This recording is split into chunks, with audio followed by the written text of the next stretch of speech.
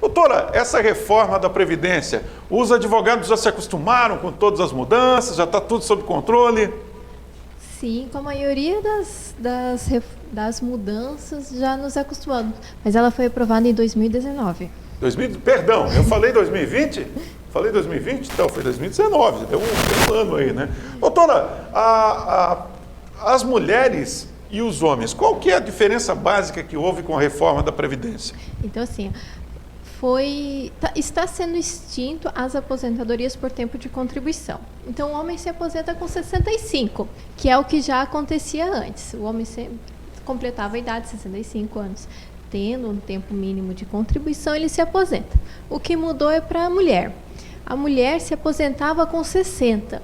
Então, a partir de 2020, até final de 2019, ela se aposentava com 60. No ano de 2020, 61 e 6 meses. Agora é 61 anos. No próximo ano é 61 e 6 meses. E depois a regra definitiva, que é 62 anos. Doutora, uma preocupação recorrente das pessoas é cada vez mais as empresas estão contratando profissionais naquele modelo de MEI, né? Ou seja, a pessoa cria um CNPJ, né? E ele é contratado como um prestador de serviço. A pessoa que foi durante muito tempo registrada, tudo certinho, e adotou esse MEI, conta como aposentadoria também? O que muda para essas pessoas? Sim, conta para aposentadoria, só que a contribuição do MEI ela é reduzida e conta apenas para aposentadoria por idade. Quem completou, digamos, eu estou há muito tempo, já tinha lá muito tempo de carteira de trabalho, depois eu passei para MEI e eu completei lá os meus 30 anos de serviço, porque quem completou as regras ainda na lei antiga se aposenta na lei antiga. Mas esse tempo do MEI não conta para esse tipo de aposentadoria, só por idade. Teria que ter uma complementação para poder se aposentar por tempo de serviço. Doutor, então se a pessoa trabalhou, 27 anos com carteira assinada, ela está há 3 anos no MEI, esse MEI não serve para completar os 30 anos que a senhora se referiu? Não, ele não serve. E tem alguma alternativa? Tem sim. É só buscar o boleto de complementação, porque o boleto do MEI já vem 5% sobre o INSS, 5%. Aí você vai buscar a complementação para 20%. Vai pagar, vai botar lá direto no INSS, o boleto de complementação de no mínimo, que vai completar no mínimo 20% do salário mínimo, né? Podendo chegar até o teto. Doutora, e o aposentado ele pode fazer um pagamento retroativo ou não? Por exemplo, se ele, eu quero pagar o ano passado inteiro, nesse formato que a senhora se referiu através do boleto, é possível? Assim, o aposentado poder pagar atrasado pode pagar, mas aí tem que ser analisado se isso é vantajoso ou não. Se ele já está aposentado...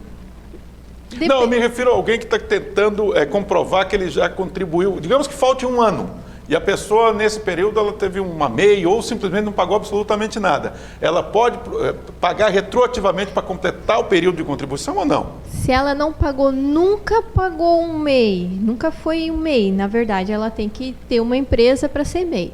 Então, ela nunca exerceu nenhuma atividade. Ela nunca contribuiu como facultativo, que é aquele que não trabalha. Nunca contribuiu como contribuinte individual e depois deixou pagamentos atrasados. Não adianta pagar atrasado, porque eles não contam sem o primeiro pagamento em dia, certo? Eles têm que ter o primeiro boleto em dia para depois validar essas contribuições. Para caracterizar que houve um atraso. Isso. Entendi. Aí muitas vezes, em algumas situações, você precisa comprovar que exercia, pagando como contribuinte individual ou MEI. Às vezes você tem que comprovar que exercia essa atividade para poder validar essas contribuições. Doutora, uma outra questão que as pessoas se preocupam muito é o seguinte: essas aposentadorias privadas, né? Como é que funciona? Vale a pena? Como é que a senhora, como advogada previdenciária, avalia essas opções que existem no mercado? Ela pode ser um complemento bem interessante para a pessoa. Tem categorias que já faz meio que automático. Tem algumas empresas que a pessoa já, quando entra na empresa, já adere. Então, você tem 2 tipos de Aposentadoria privada, que ela vai analisar ali se ela é de regime fechado ou não. Regime fechado, assim, tem o regime aberto, que é o banco. Ela vai em qualquer banco que ela goste, qualquer instituição financeira, e vai lá, ela contrata o plano de aposentadoria dela, certo? E tem o regime fechado, o que é o mais fechado, é só para determinadas categorias. Então, a empresa tal tem lá, pegou os seus funcionários e ela criou um plano de previdência privada para eles. Aí o funcionário faz a contribuição dele, mais a contribuição da empresa, ou até mesmo um órgão de classe. Nós temos no órgão de classe essa opção de aderir também. Aí só entra quem pertence a esse órgão de classe. Olha só, deixa eu falar a pergunta aqui do Amadeu. O Amadeu está querendo saber o seguinte: como é que pode, doutora? Eu conheço tanta gente que se aposentou com 40 anos, que está aí com 60 e está aposentado há trocentos anos, e eu só vou me aposentar com 65. Por que há essa diferença?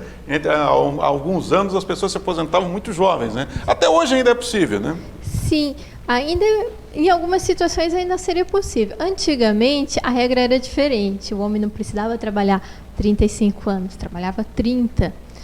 Tem a aposentadoria especial, que reduzia o teu tempo de serviço. Então, imagina, uma pessoa que trabalhou 25 anos numa atividade especial, poderia se aposentar. Então, digamos que ele começou a trabalhar aos 18, 28, 38...